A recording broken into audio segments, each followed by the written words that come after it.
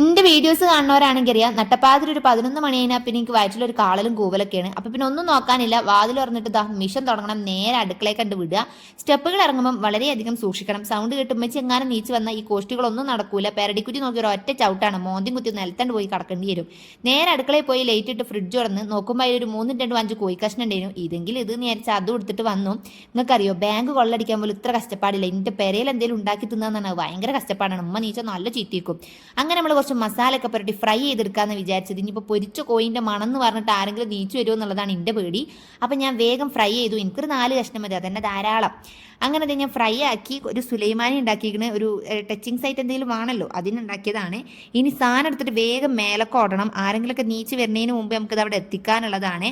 അപ്പോഴാണ് ഹലാക്കിൻ്റെ ഔലുങ്കഞ്ഞി എന്ന് പറഞ്ഞ പോലെ ലൈറ്റ് ഓഫ് ആക്കാനും വാതിലടക്കാനും മറന്നിട്ട് വേഗം പോയിട്ട് അത് രണ്ടും ചെയ്തു.